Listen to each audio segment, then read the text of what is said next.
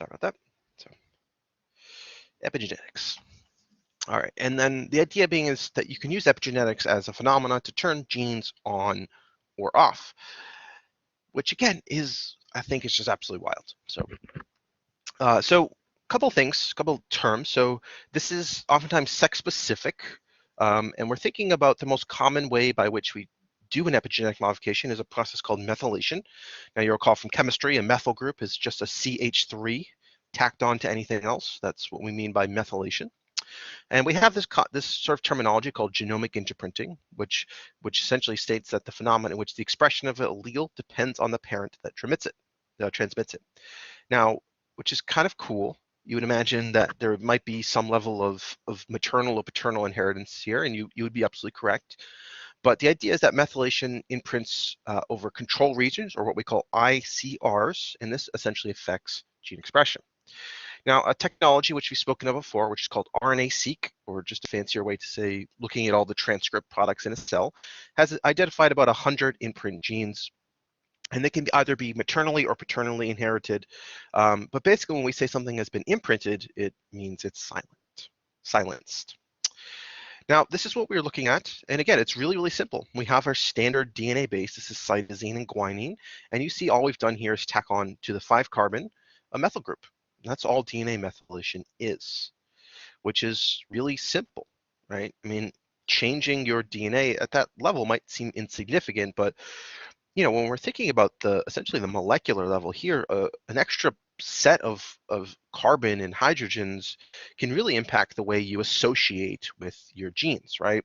When we talked about the structure of DNA, we talked about a lot about how the 3D structure of DNA influences how essentially things can interact with the DNA, and sticking something else in there, such as a methyl group, really also does that as well. Now, we commonly see this happen in what we call CPG regions, or cytosine preceding guanine regions, CPG. As you can see, cyanine precedes guanine. I like that acronym. I think it's a pretty good acronym for this sort of situation. But it's done by a group of enzymes called DNA methyltransferases, or DNMTs, which I always look at and I think of Teenage Mutant Ninja Turtles, but it's clearly not Teenage Mutant Ninja Turtles. So this is the basic level that we think of, but there are what we call CPG islands. So again, cyanine preceding guanine islands, they're high concentration of CPG dinucleotides. Remember, dinucleotide is simply 2 nucleotides. Now, these islands are usually unmethylated, and they're commonly located near a promoter. Now, we'll remember that a promoter basically says, hey, RNA polymerase, come over here and transcribe me. That's the sort of the role of a promoter. And so they're located near a promoter, and given how important promoters are for the transcription of a gene, you can imagine changing the DNA structure near a promoter could have some pretty, I was going to say dire effects, but that's not really the right word there, have some pretty dramatic effects on the expression of the gene. So the idea being here is we can see we have all these unmethylated pieces of DNA here in our CPG islands, and then we have the polymerase II complex. So this is going to be RNA polymerase II. And remember, the RNA polymerase II does bind to the promoter.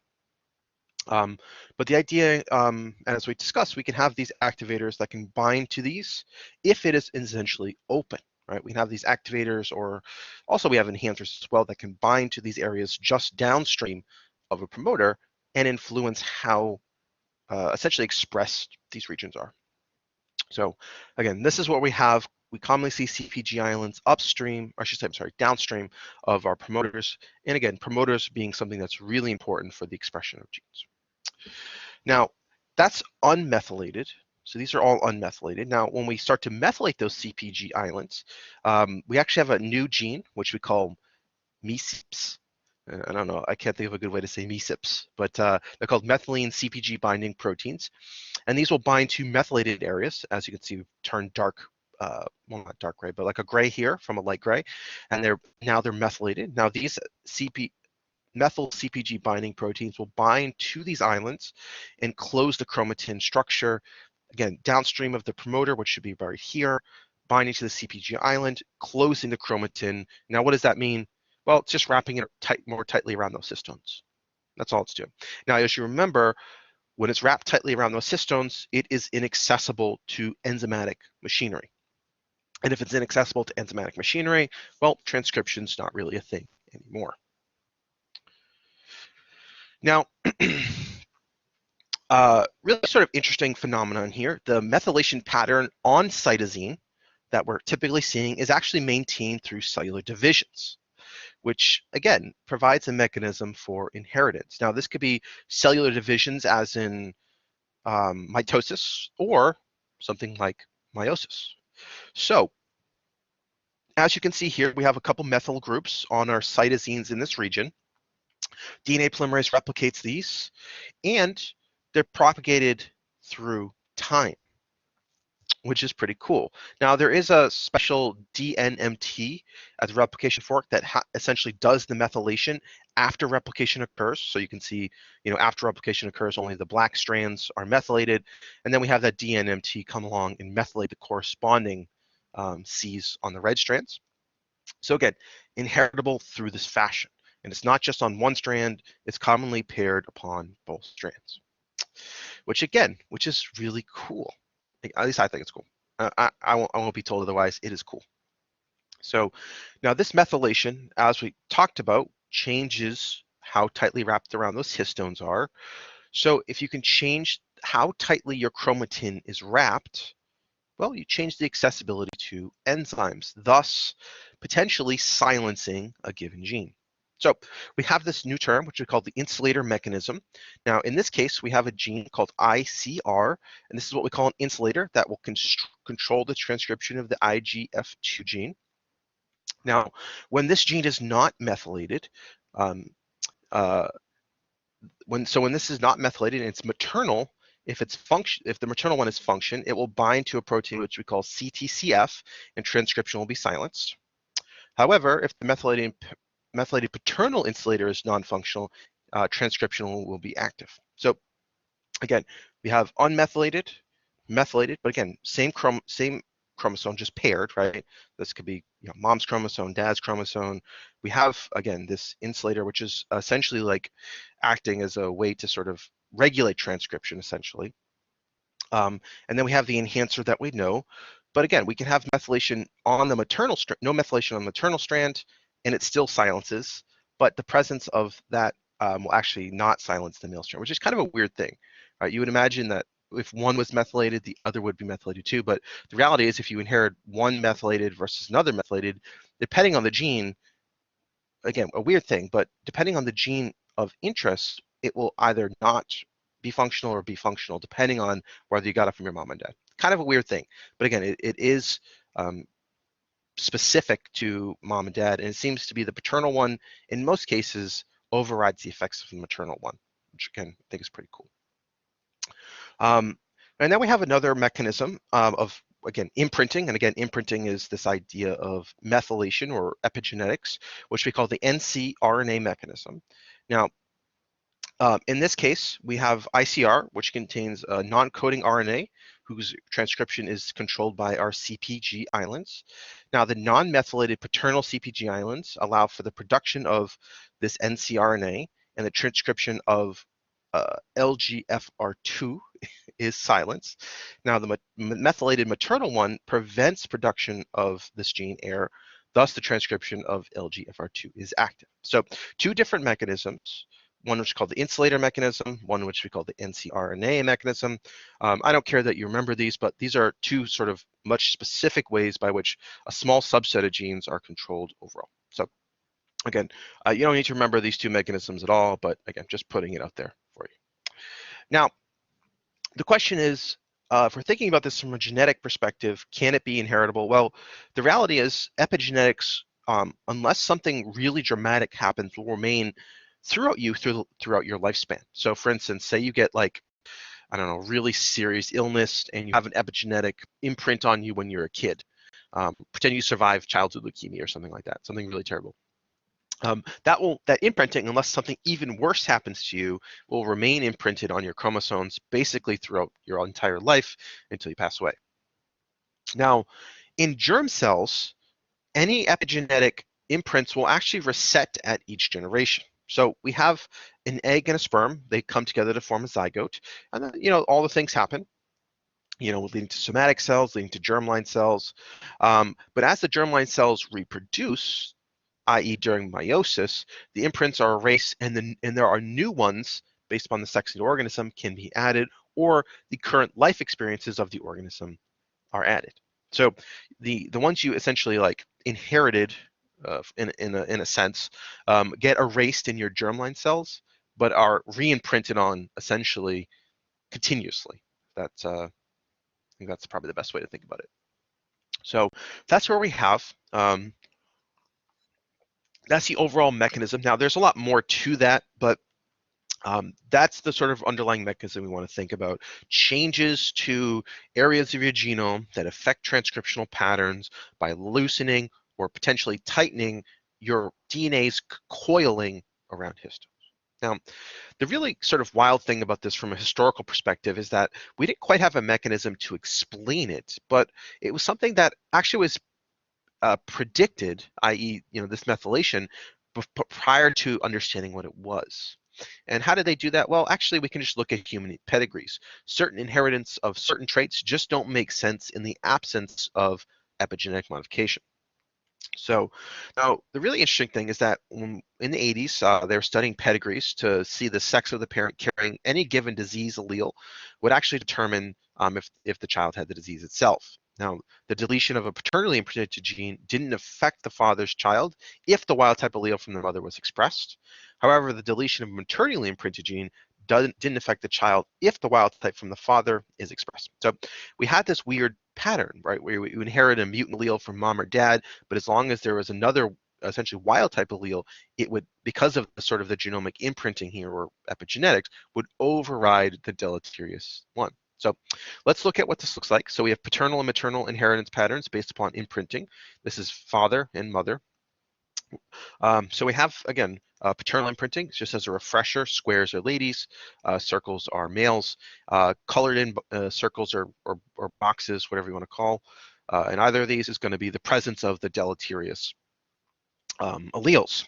So you can see that paternal passes it down, dad gets it, and then half the pattern gets it. And then we kind of have this funky patterning down below. You would imagine that, well, given this, that you would see this pop up a little bit more. But the reality is there's, and just as a refresher, remember the alleles with the little, I'm sorry, the squares and circles, the little dots in them imply the carrying of the deleterious trait. But since they're not filled in, they're not being expressed. And so you can see you have this, again, parent here having offspring, again, carrying the gene, but not the deleterious gene, of course, but not expressing it. And we can see the same thing for maternal imprinting, carrying the deleterious gene, but again, not expressing it. But how does that work? Well, again, it comes back to this idea of silencing, right? Silencing a negative gene with genomic imprinting, which again is pretty cool. Now, there's two cool examples of this. You might have heard of one of them. I doubt most people have never heard of Engelmann syndrome, but so there's two disorders: Prader-Willi syndrome. Now, Prader-Willi is a wild disorder.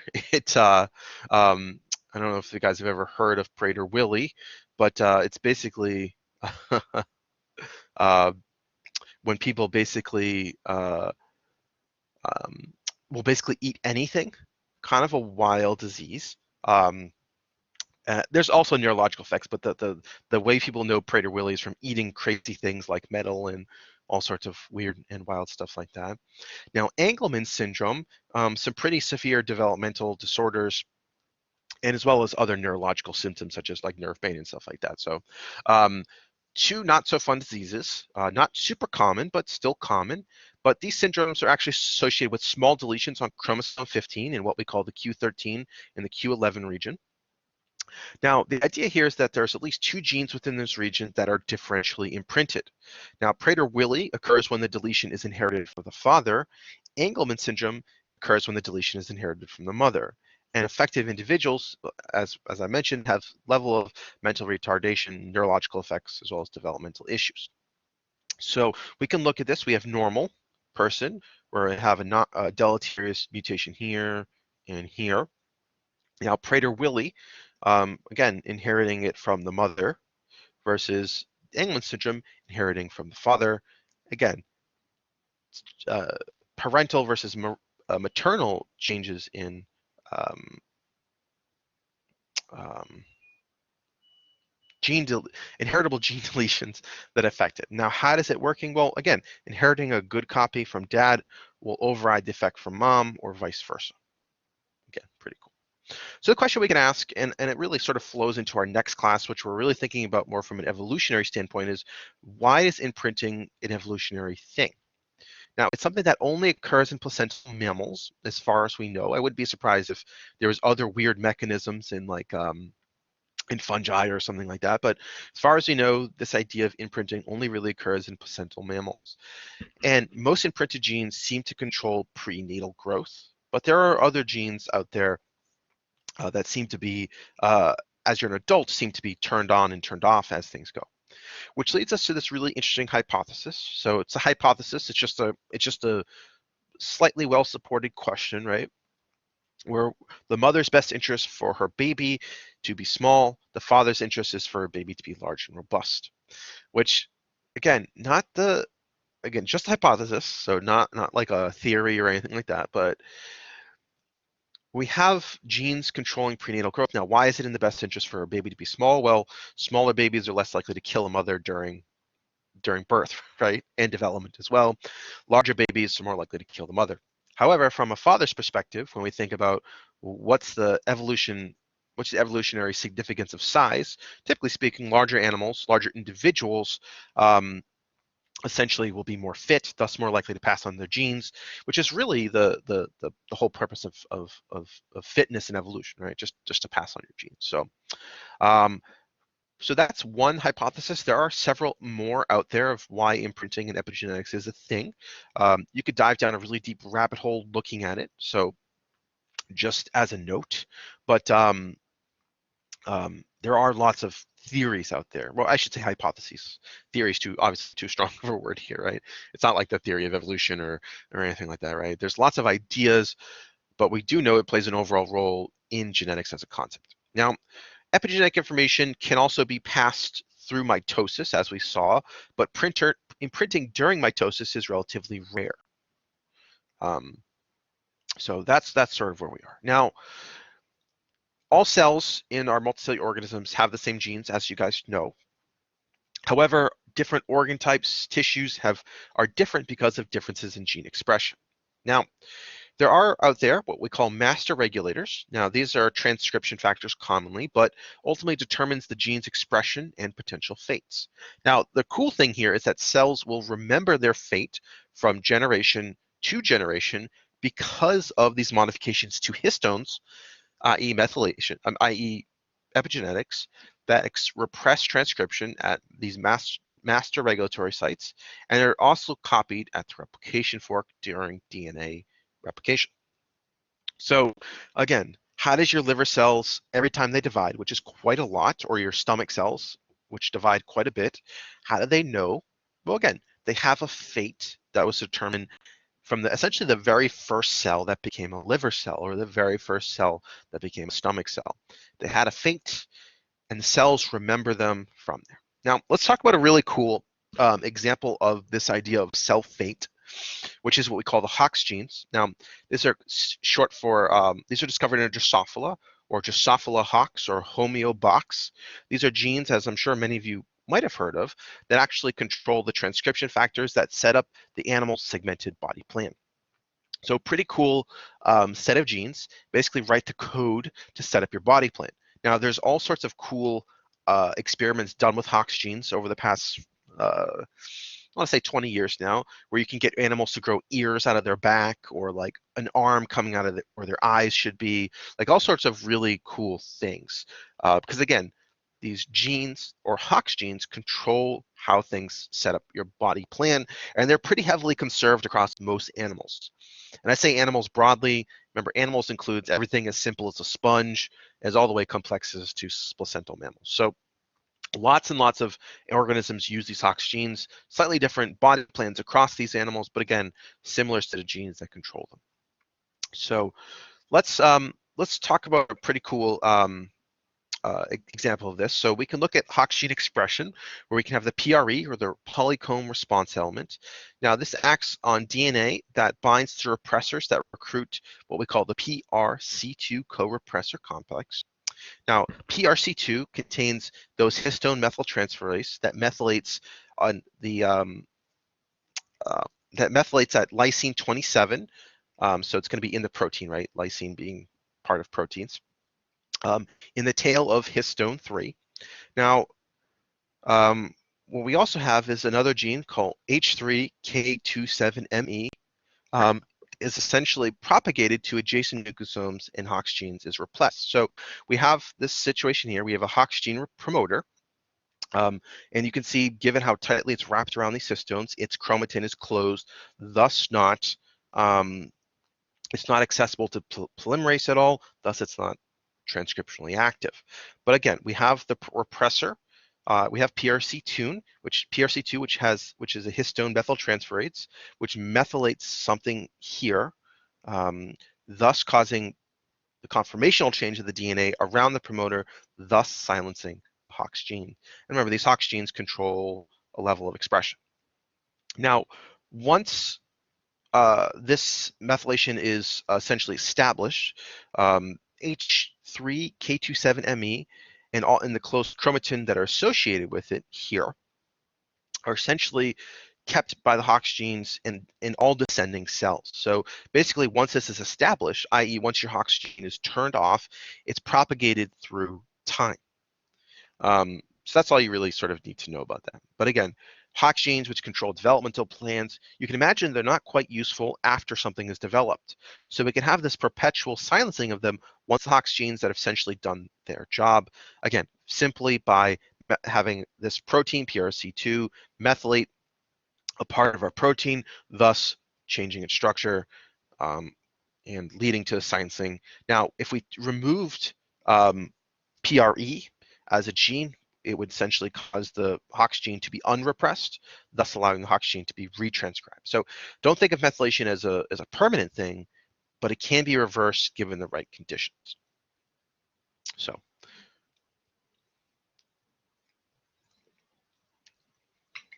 So that's what we have. Now, just a couple, just a term.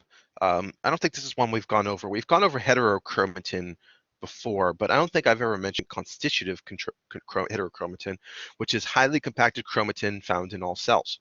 Now, the interesting thing about constitutive heterochromatin is found at the centromeres, which are, as we know, they're the center of the chromosome, right? Hence the centro part. But these are actually enriched in transposable elements. Now, you guys will remember transposable elements are parts of your parts of your DNA that can jump from one area to the next, right? That's what transposable element is. Now, constitutive heterochromatin actually acts to keep transposable elements, i.e. TE, from actually mobilizing and jumping between genes. So jumping between chromosomes or jumping between regions of chromosomes, thus preventing any changes in gene expression elsewhere. So pretty cool little thing. Now in Drosophila, our beloved fruit fly, the centromeric heterochromatin actually involves the methylation of an amino acid on the tail of H3K9ME. So let's talk about some plants. So in heterochromatin formation of plants is a really interesting group of really interesting thing. We know methylation is actually far more is actually pretty common in plants. It seems to be a bit more common in plants than it does in mammals, which I think is kind of an interesting thing given the life history differences between plants and animals. Plants are sessile, they're really susceptible to the environment, whereas animals have the capacity to move and all that fun stuff. So sort of an interesting evolutionary dichotomy here. But we have ncRNA, which is transcribed at the centromeres of plants, which initiates heterochromatin formation. Now, ncRNA is converted to siRNAs, which bind to argonaute, I said that one right, or AGO proteins, as we can see here. So we have centromeric heterochromatin here. We have methylation of these histones, thus causing it to wrap tighter. Now we have this binding to AGO, Now, you might remember siRNAs are essentially small RNAs, essentially, right? They're generally involved with like silencing and things like that. Now, that's what we have. So we have methylation, which essentially affects AGO. Now, AGO recruits methyltransferases, HMTs, that will then methylate our friend H3K9 and other DNMTs that help methylate his cytosine, thus allowing heterochromatin to form. So not a whole crazy difference here, but again, similar mechanism across two distantly related groups, right? We've been talking mostly about mammals thus far, similar mechanism across plants. But the interesting thing here is it induces the production of siRNA by a gene called dicer, which then feeds back into helping with the silencing as well. And very much like us, plant heterochromatin is reformed after cellular division, really similar fashion by which it is, so we won't talk anymore about this. Now, another interesting avenue of genetics is actually X inactivation.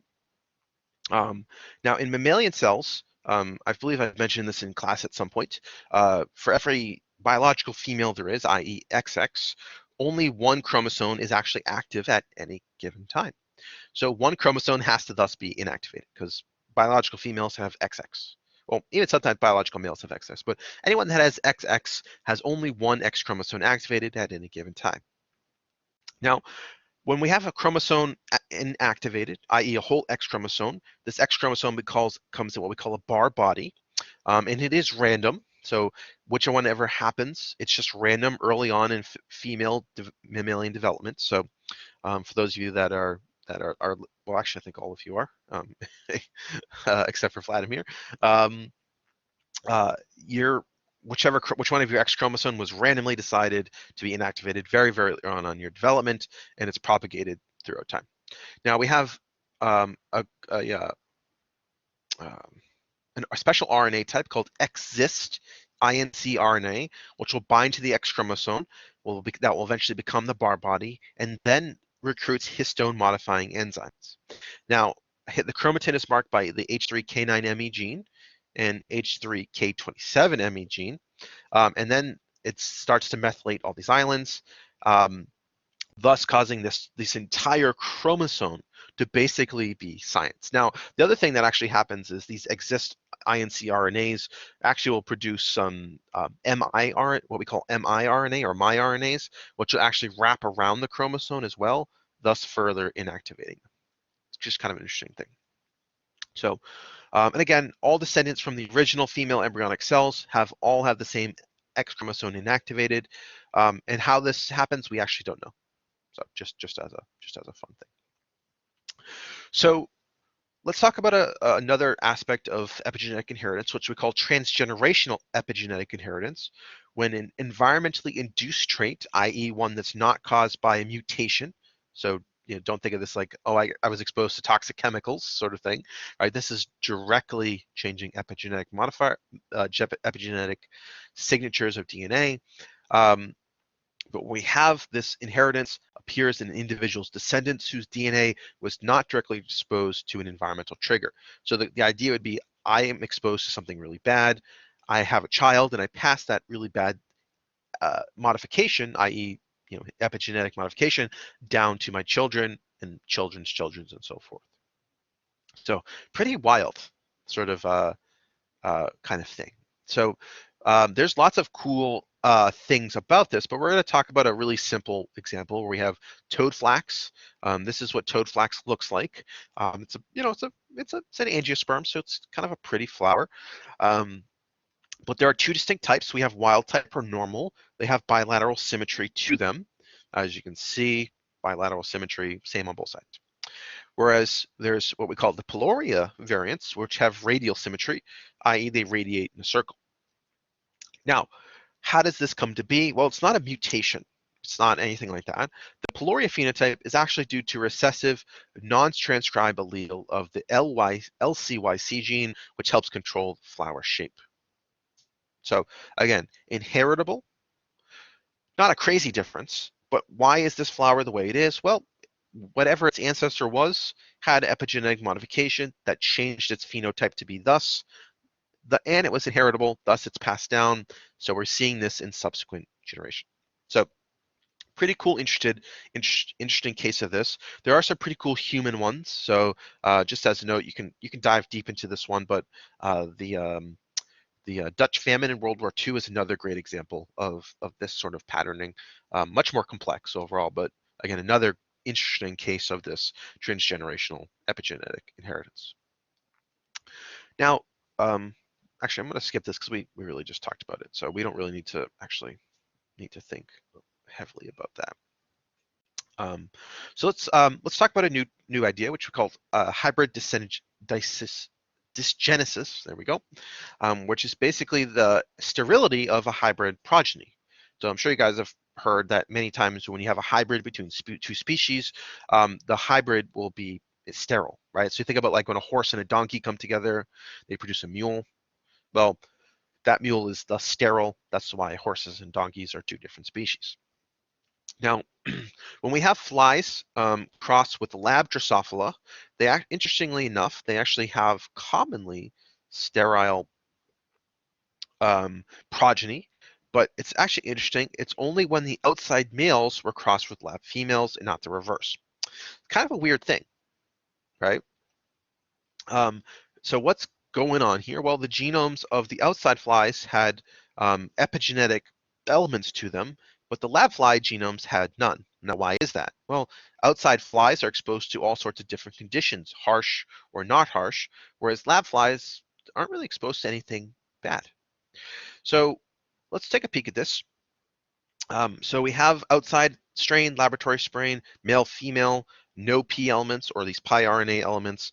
They come together, producing an F1 generation, but the F1 generation is completely sterile.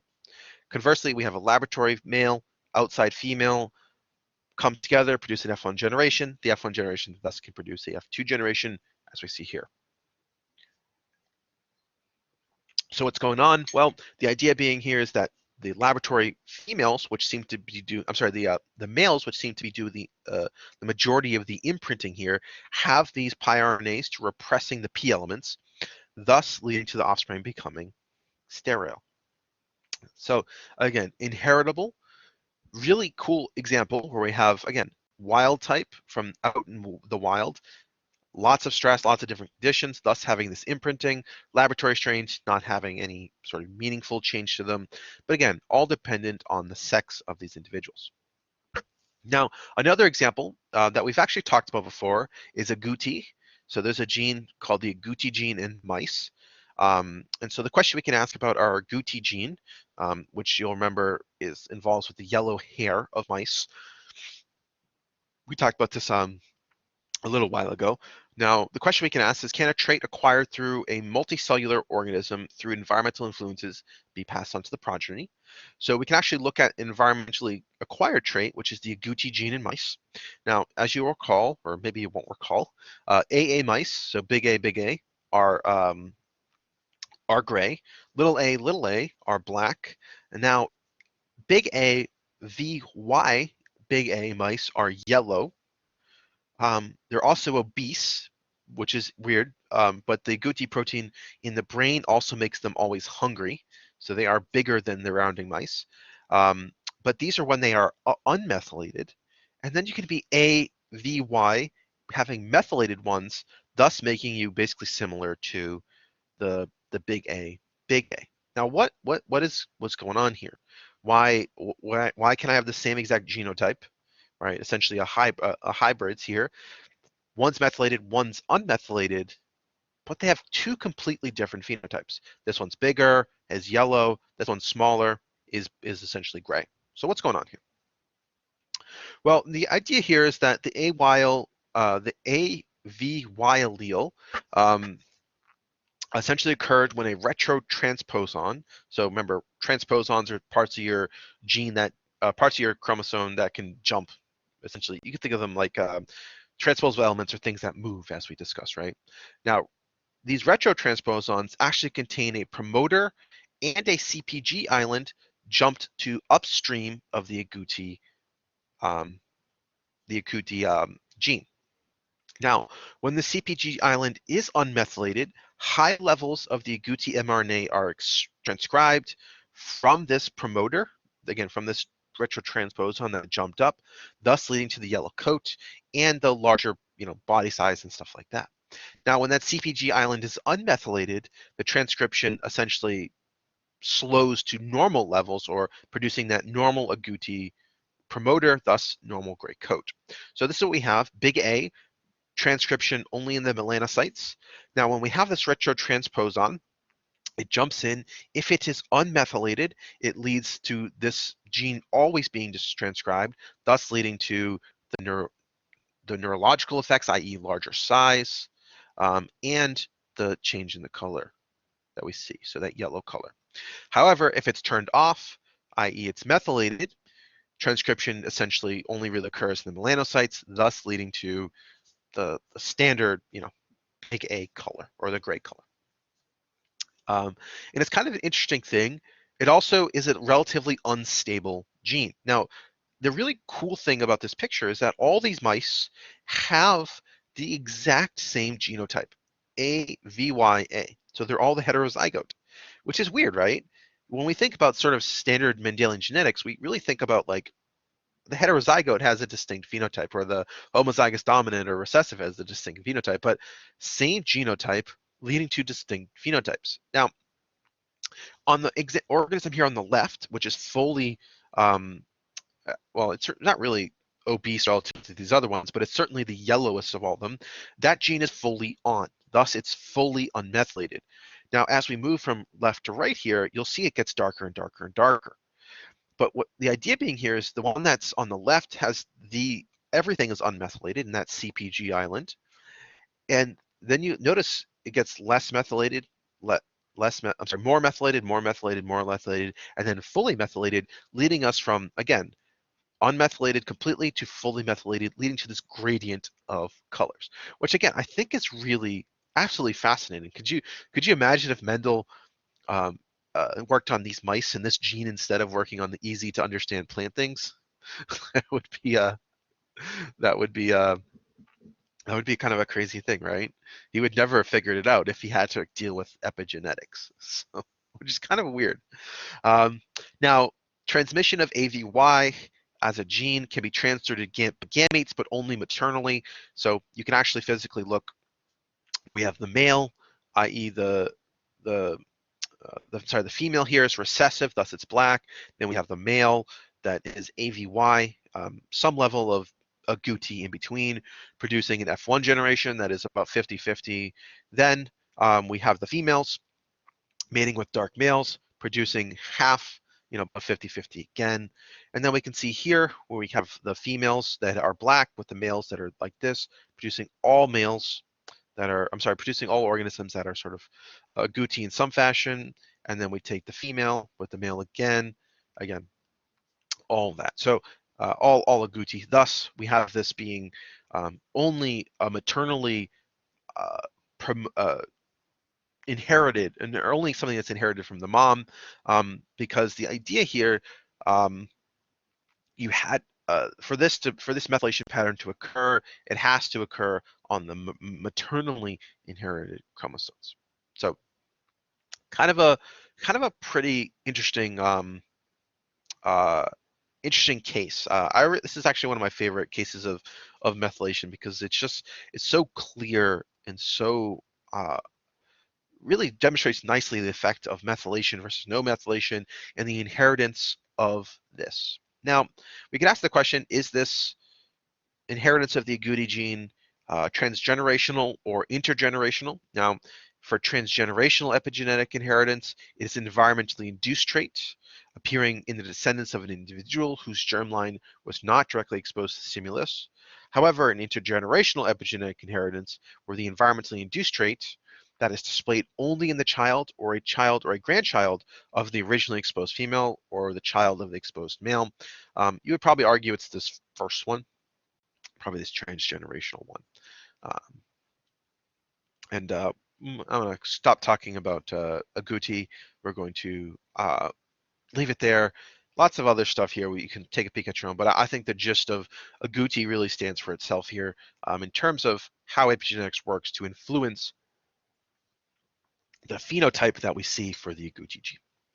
So that's going to be epigenetics. There's a lot more to epigenetics as a process, but I hope you guys sort of get a general flavor of what's going on in epigenetics, how it influences phenotypes, and how the genotypes really essentially become, potentially at least, disconnected from the phenotypes that we're seeing. And again, if Mendel had encountered epigenetics, he would have been at a loss for words because, again, it doesn't make sense until you understand the underlying mechanism of DNA transcription, DNA replication, which clearly Mendel did not know 100 years before all that stuff was discovered. So that's epigenetics. Now let's move on to cancer genetics, which is a really interesting set of genetics, also a very sad set of genetics because obviously cancer is not fun, not fun for anyone involved with cancer.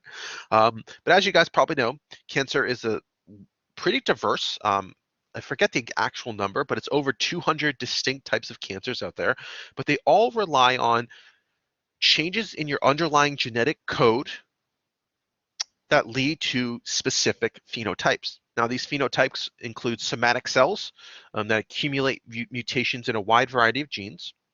The normal function of these cells, of these genes, act as essentially accelerators or brakes for cellular division, and the mutations in cancer can cause cells to divide rapidly and uncontrollably, as well as experience some really interesting cellular metabolism changes and other phenotypic changes as well.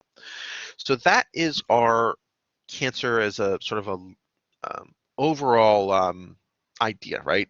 Cancer is simply just uncontrolled cellular mitosis. So let's talk about the ways cancers can evade normal controls of a cell. So we have normal cells here. We have autocrine simulation. In this case, our cancer cells, autocrine stimulation, in our normal cells, autocrine stimulation is absent. However, in our cancer cells, autocrine stimulation is actually present. We can also have loss of contact inhibition. So when I say autocrine signal, I just mean like signals that are involved with like sensing the environment around them, thus like saying, hey, you should do this or you shouldn't do this. Now, the second one is the loss of contact inhibition, where we can see a monolayer of cells forming in a petri dish here, and they're not, they're contacting one another, thus they're not essentially growing uncontrolled. Because one of the ways your cells control whether or not they're going to divide is actually by whether or not they're in contact with a bunch of other cells. And then finally, we can also see in cancer, the other thing we can see in cancer cells is if there's a mutation in these contact inhibition, you'll see the cancer cells really don't care and they just continue to grow on top of one another, growing and growing and growing. And you can imagine if you have all this happening, it eventually forms a tumor, right? And then the final thing is cancer cells also avoid apoptosis. As you guys probably know, apoptosis is programmed cell death, i.e. when a cell senses something is wrong with it, it will essentially kill itself. Right? That's what apoptosis is. Now, in normal people, when we have, say, something like irradiation, i.e. a damage to our cells, like potentially from like an X-ray or something like that, or smoking, our cells get damaged, apoptotic mechanisms take over, killing the cell. Thus, the cell doesn't propagate and spread all those bad things around the body. Versus cancer cells, when apoptosis mechanisms are absent, they get damaged. They don't care. They keep dividing because they're cancer cells, and they're basically jerks, for lack of a better word. Now, cancer cells are immortal. Now, there's a really cool, I don't know if you guys read this book at all, but The Immortal Life of Henrietta Lacks, where you had this woman from the 50s, if I'm not mistaken. They harvested her cancer cells, and they've been using her cells, which are called HeLa cells, essentially since the 1950s, because normal cells have a shelf life, about 20 to 50 cellular divisions, whereas cancer cells will divide indefinitely. Now, one of the ways we actually know cancer cells can do to help themselves is via the expression of telomerase. Now, as we discussed, telomeres are the ends of your chromosomes. They get degraded over time. Telomerase is an enzyme that helps repair your telomeres, thus preventing any DNA damage in cancerous cells. So we can look at the number of passages, i.e. the number of cellular divisions, the cumulative cell number. You'll notice that your cells, they plateau after a while. Again, that 20 to 50, 20 to 50 cellular divisions range, whereas cancer cells just basically say, screw it, I'm going to divide indefinitely. So that's our cancer cells, uncontrolled division, lacking essentially association with other cells, doing essentially their own thing. Now, cancer cells obviously have to interact with the rest of your body, right? Cancer manifests itself in the form of tumors, right? And I'm sure you guys know tumors can be either uh, benign or malignant. Malignant meaning they've spread, benign meaning they're just confined to one location. Obviously, malignant is not very good, whereas benign is not great, but obviously significantly better than malignant. Now, cancer cells, interestingly enough, actually will produce substances. So there are a wide variety of hormones and things like that to induce what we call angiogenesis, which is actually encouraging growth of blood vessels. Now, why do cancer cells do that? Well, cancer cells are hungry. Why are they hungry? Well, they're continuously dividing, right? They're unchecked. So they need the blood vessels to continuously bring them food, oxygen, and things like that. Now, once angiogenesis has occurred, this actually allows for cancer cells to not just grow larger and reproduce more, but actually allows them to hop into your blood cells, allowing them to move or metastasize to other parts of your body. It's kind of a weird thing to think about, that a cell would just hop into a blood vessel and go other places in your body. That's not really something your normal cells would do, but that's something that cancer cells do. And the other thing that cancer cells will actually do is actually they evade your immune surveillance, and they actually develop the ability to mask themselves from your own immune system. So pretty cool little biology thing. But this is genetics, so we're interested in the underlying DNA changes. So let's talk about how this comes to be. Now, cancer cells actually have a higher mutation rate than that of normal cells. Now, as we discussed, there are many enzymatic systems that repair DNA damage or mistakes during replication. Now, in cancers, those are commonly defective or essentially non-functional. So we can see in this example where we have a cancer mutation, we have replication leading to normal DNA, but we have a mutation here where our C is changed to D. Our C is changed to T. Now, normally speaking, what would end up happening in a normal cell, that T would be replaced by a mismatch repair enzyme, thus correcting it to a C, thus fixing the problem. However, in the case of a cancer cell, this mismatch isn't fixed, right? So the T is permanently a T. Then when replication occurs in the next generation, that T on the top strand is paired with an A, thus having that one base pair change in your DNA, or that SNP, or single nucleotide polymorphism, thus producing another strand that has the normal sequence as well. So again, mutations are pretty dang common. But the other thing we see is, in addition to mutations, is all these kind of weird abnormalities. And this is a karyotype from a cancer cell, and I don't really think I need to highlight how weird this looks because it's wild, right? I mean, look at this karyotype. Nothing about this looks normal. There's 3 19s, 3 15s, 3 17s, 3 12s, and 11s. There is 4 2s, right? This is wild, right? This is not normal. All right, so this is a common well, not common, but a common representative of a karyotype we see from cells. If you want to read this paper, it's a really cool paper. It's from the Genomic and Transcriptomic Landscape of HeLa Cells, so from Henrietta Lacks. Really wild, extra numbers of chromosomes. Now, remember, when we talked about extra chromosomes, we usually said they're fatal, right? Usually when you have an extra chromosome, it's generally a fatal thing. Um, um, that's sort of the wild thing here, right? They're sort of ignoring things that would normally kill them, right? Normally, when you have 4 or 5 copies of chromosome 1, you're toast, but in this case, it's actually not. Now, the other thing I wanted to point out is that, remember, we can stain our karyotypes based upon different chromosomes. So, for instance, 10 is red, right? And 7 is pink, but you'll notice that pink is here, right? And red is here, right? So we can have not just extra chromosomes, but all sorts of chromosomal swappings going on as well. So again, wild, wild cancer chromosome stuff. Now, how do we get cancer? Well, it's a successive accumulation of mutations, right? It's usually not like one mutation, thus you have cancer. It's usually successive mutations overall. Now, in this case, we have a normal cell, it gets its first mutation, then the second mutation, third mutation, then finally it becomes a full-on malignant cancer cell after its third and fourth mutation, thus leading to a cancerous phenotype. So multiple mutations leading to cancer developing as a process. Now,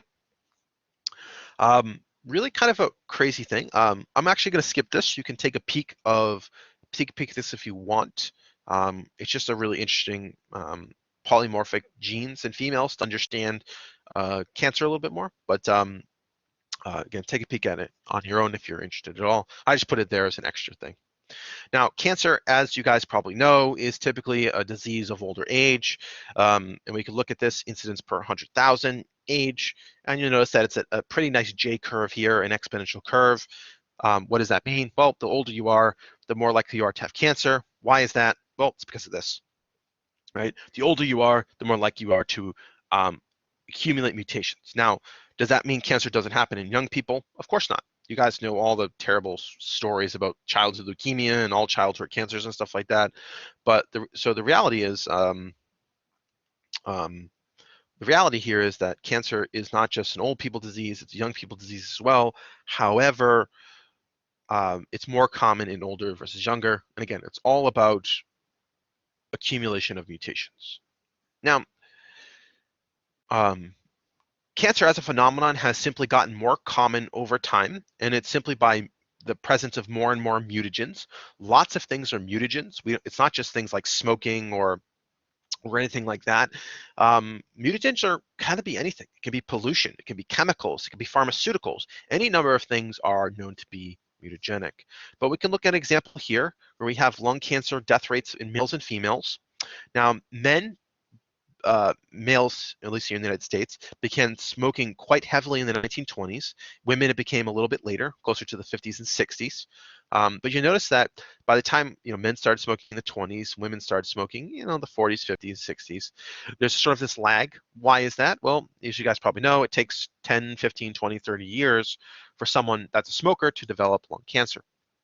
So again, the increase in the exposure to mutagens leading to more and more cancers, first in males, then in females. So now, that being said, you notice that the males are on the downturn. Why is that? Well, public health campaigns, right? Anti-smoking ads, things like that. So that's yeah.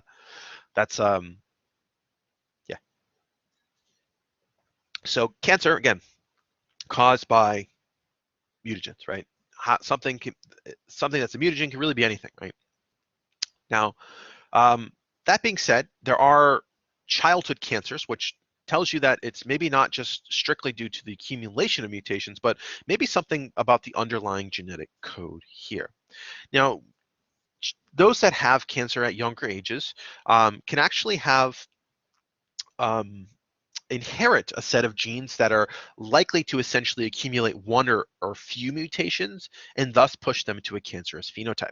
So if you have, say, a relative that dies of cancer, so for instance, my grandfather died of colon cancer, because my grandfather died of colon cancer, I also likely have inherited something similar to his genetic code, thus I am more likely to develop colon cancer myself. So the frequency of which we see first degree relatives that have the same type of cancer is actually low for most cancers. Um, um, so commonly speaking, just because one relative has it doesn't mean you're going to get it. However, there are some cancers, as I mentioned, that do appear in families. Colon cancer is a great example of that, where it's really commonly something that's easily passed down. But again, most cancers arise some level of spontaneous, but again, many cancers, such as colon cancer, childhood leukemia, pancreatic cancer, commonly arise through the inheritance. So if your grandfather had it, you're also likely to have it. Again, for some cancers, but not all. Now, when we actually look at genomes of cancerous and normal somatic cells from patients, the large majority of mutations in cancer genomes are what we call passenger mutations, which occur due to increased mutation rate of the cancer cells and thus do not contribute to the disease. So cancer cells, as we mentioned, don't have a lot of DNA repair mechanisms in them, or they have turned them off to some extent. Thus, cancer cells have more mutations than regular cells, but they don't seem to contribute to the disease phenotype.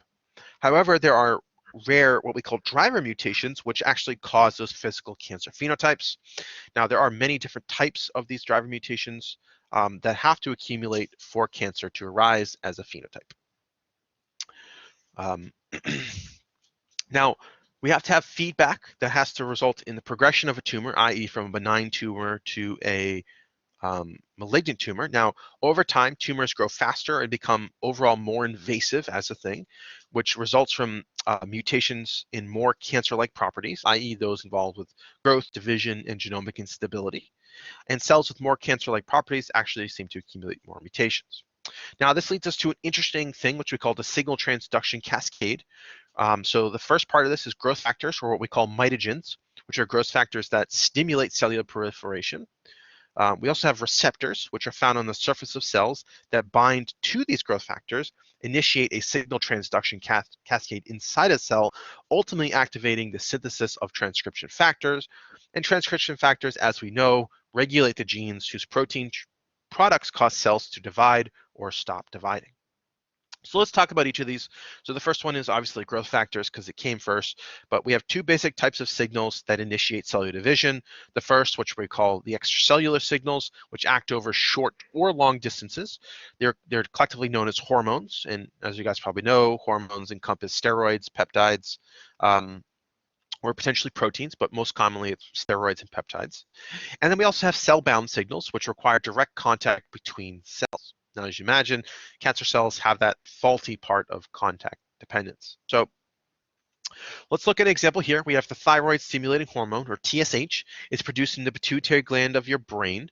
And so we have the secretory cells in the pituitary gland produces the TSH molecules, thus are passed through your bloodstream, going to other parts of your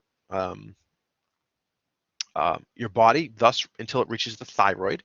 Now, in your thyroid, once these TSH molecules bind to the surface receptors on your cell, they produce a compound called thyroxine, which influences the metabolic rate of your thyroid cells. So again, just an example, not a cancer phenotype at all, but again, just an example of how an extracellular signal actually works. Now, we can actually look at another example here where we have cell-to-cell contact.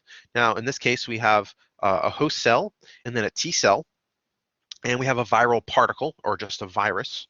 Remember, viruses are not living, so you just call them viral particles. But the T cell will actually bind to a cell via T cell receptors by actually to recognize this virus. Now, this again, this direct contact sends a signal of the T cell to essentially cause the cell to kill itself, thus causing the virus to die. Remember, because viruses need actively growing cells to do their thing, and if viruses don't have that, well, the virus dies.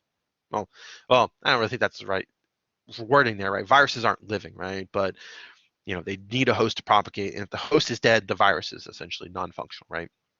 So again, long distance signaling, direct cell-to-cell contact signaling, but again, leading to changes in transcription.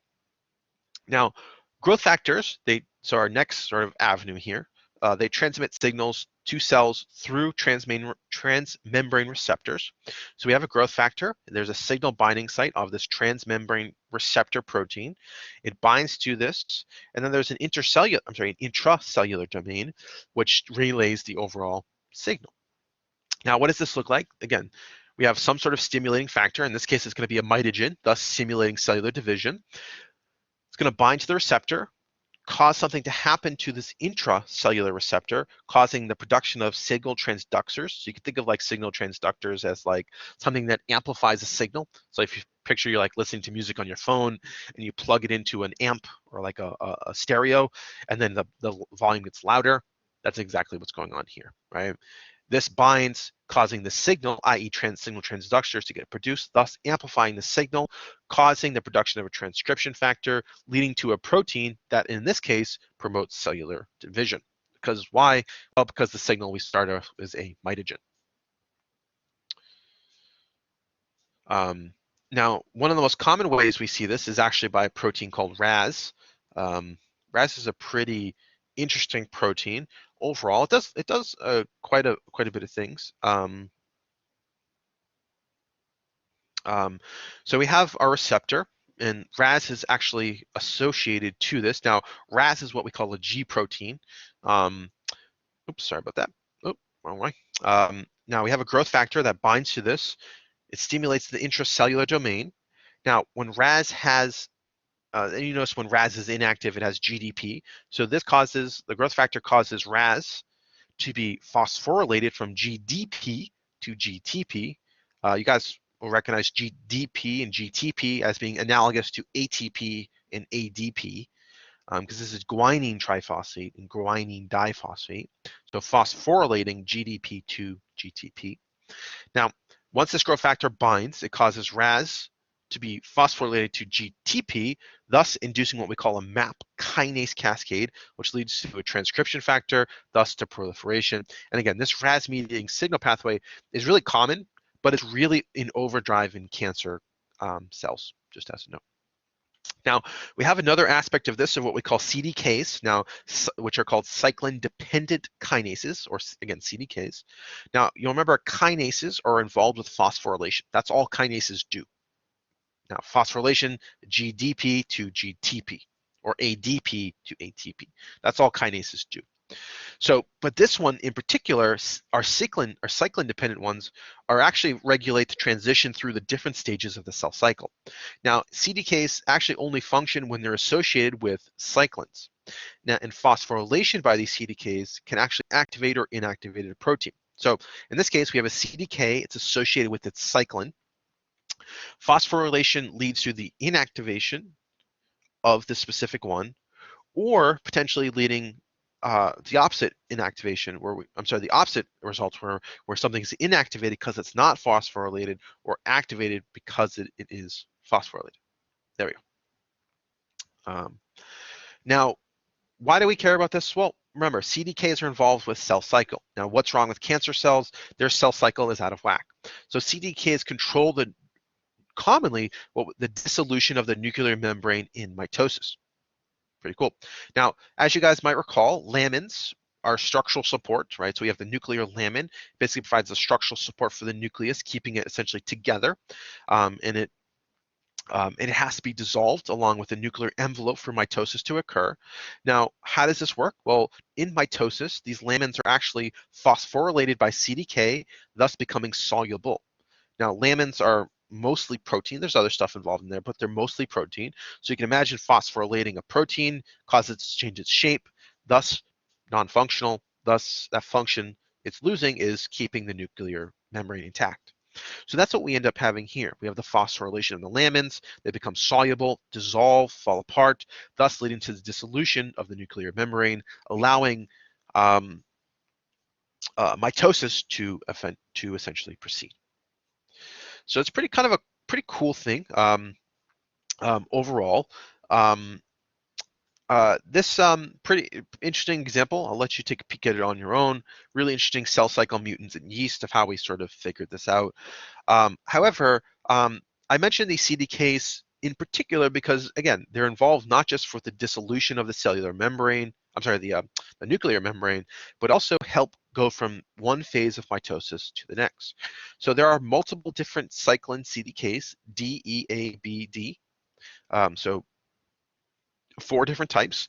And you'll notice that their amount, i.e. the amplitude of this wave, peaks at different points. Now, why does it peak at different points? Well, these different cyclins help progress from G1 to S, or from S to G2, and so on and so forth, thus allowing these different amounts of these cyclins to progress from point A to point B in the cell cycle as a process. Now, you can imagine in cancer, this is a bit odd, right?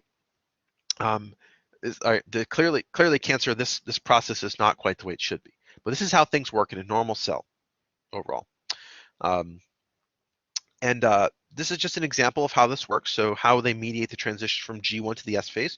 You can take a peek at this if you're interested. It's not really necessary, but I put this here as an extra figure, just in case you want to know. And I also put this one here as an extra figure in case you want to know how DNA damage can affect how this can affect checkpoints within the cellular cycle. Just as a note.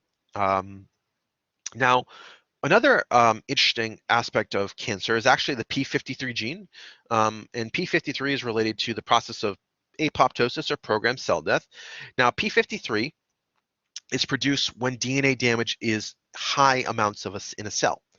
And so P53 helps stop things during the G1 phase, but if P53 is produced in high enough amounts, it causes essentially the cell to go through apoptosis, causing the nucleus to condense and essentially allowing the cell to basically be engulfed by surrounding cells, thus killed. Now, in cancer, P53 is essentially never on. So even if a cancerous cell has damaged DNA or something is wrong with its DNA, P53 is essentially not there, thus apoptosis does not occur. So again, cancer is failing cell cycle checkpoints. Why? Because its mitosis is out of control. Now, as you guys probably know, checkpoints are technically not essential for cellular division. However, they are necessary to promote healthy cellular division. And what do I mean by that? Well, I just mean cellular division that produces identical cells. Now, cells that have defective checkpoints are viable and they will divide at normal rates. However, as you'd imagine, checkpoints help prevent the transmission of genomic instability, including mutations, translocations, as well as these gene amplification, which is something we haven't discussed, but just know it's involved in that process as well.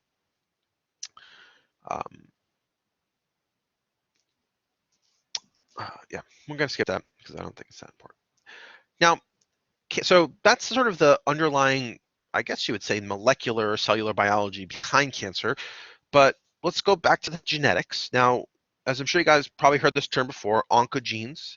Oncogenes are genes that cause cancer. Right? Now, oncogenes actually act as a dominant gene to promote cancer as a phenotype.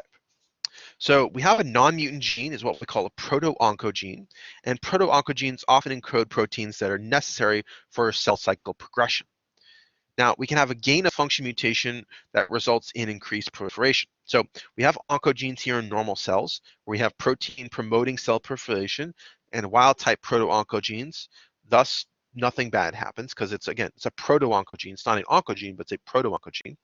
However, in a mutant oncogene, inside of a cancer cell, when they experience this protein cell proliferation factor, leading to the overproduction of excessive cell proliferation as a process. So again, it acts as dominant. So even if you had one normal and one mutant one, as you see here, the cancerous genes are in fact the dominant. Now, we also have another class of genes, what we call tumor suppression genes. They act to actually recessively promote cancer as well. So we have normal alleles of tumor suppressor genes, often encode proteins that slow down cellular cycle, as we can see here. But if we have a loss of function mutation, either in this case it's both losses, thus there's no active tumor suppressor genes, and all the bad stuff, including these three aspects down here, are no longer in check. But again, they act recessively to promote cancer as a phenotype. Now, oncogenic mutations themselves act to accelerate the cell cycle. Now, oncogenes are produced when mutations cause improper activation of a gene, and there are actually two approaches to identifying oncogenes. First is tumor DNA, where you can actually transform normal mouse cells in culture with human tumor DNA, or you can have tumor-causing viruses, and these are actually retroviruses, which is actually pretty cool. So you can actually use these two techniques. Again, you don't have to We're not going to go through these, but if you want to know how we identify oncogenes, at least historically speaking, these are some pretty interesting slides about the sort of perspective about that, how we use viruses as well as transformation to do that. Now, let's talk about some examples of oncogenes. Now, all have what we call those gain of function effects. So the first is RAS, and this is one we've talked about before. Now, you'll remember that RAS was only active when it's bound to a growth factor. Now, its oncogenic point mutation makes it constitutively active, so it's always doing its cascade, right? So whatever that is controlling, thus it's going to cause a cancerous phenotype. Then we have CABL, which is actually a chromosomal translocation that fuses the CABL and the BCR genes. And this hybrid protein actually encodes a constitutive active tyrosine kinase, which is going to be similar to RAS, again, causing a protein cascade inside your cell. And then HER2, which is actually found in about 20% of all breast cancers, which is basically an overexpressed growth factor receptor. So let's look at RAS. Because RAS is a really important protein overall. Now, normal RAS is inactive until it becomes activated by some sort of um,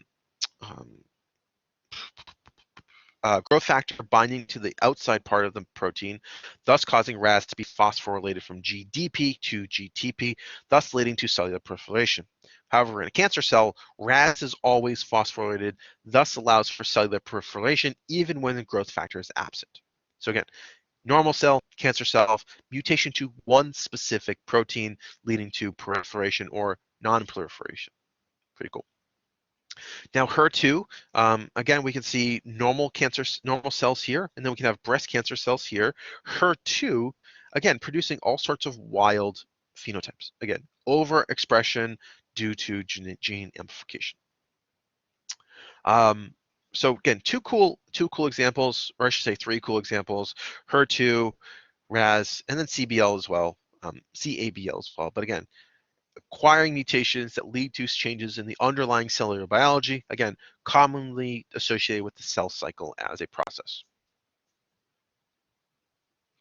So cancer, as a process, can be caused by mutations that improperly activate tumor suppressor genes as well.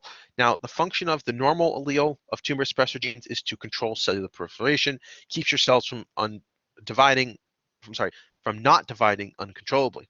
Now, mutant tumor suppressor alleles acts recessively, as we discussed, and cause increased cellular proliferation. Now, there's a couple ways we've identified this, but actually we know tumor suppressor genes can be easily identified through genetic analysis of families with inherited predisposition to cancer. So the idea being that we can see inheritance of a mutant tumor suppressor allele, where one normal allele is sufficient for normal cellular proliferation in heterozygotes. However, the wild type allele in many somatic cells of heterozygotes can also be lost or mutated, thus resulting in cellular proliferation. So let's look at an example of this. In this case, we're going to look at actually retinoblastoma, which is a cancer of the eye. Now, retinoblastoma is caused by mutations in the RB gene. Now, those that inherit one copy of the RB negative allele are prone to cancer of the retina. So we can have RB plus, which is going to be the wild type, RB negative. Sperm and egg come together, leading to an individual that's RB plus and RB minus. And so we have one mutant and one defective allele. I'm sorry, one normal allele, I should say. However, in the cells of the retina, if there's a mutation to this RB plus, making it into RB minus, it could thus will lead to tumor of the retina or retinoblastoma.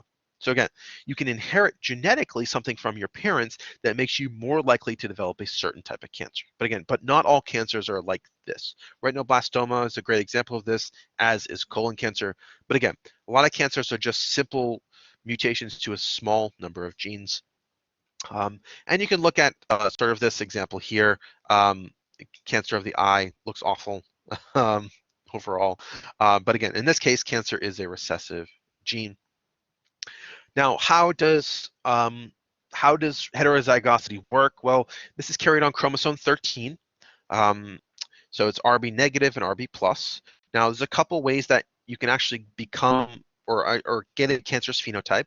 So you can have non-disjunction, i.e. you lose an entire chromosome, thus leaving you with one chromosome, thus is the negative one, leading you to have retinoblastoma.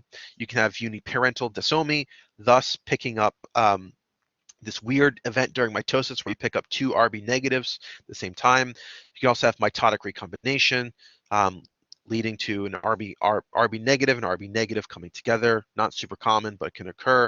We can have deletion, point mutations, or gene conversion, all changing RB negative, RB positive to RB negative in some fashion. So that's an example for retinoblastoma. And again, it is recessive, but there's common mutation mechanisms that we've seen that can lead to someone that is heterozygous becoming fully recessive for it.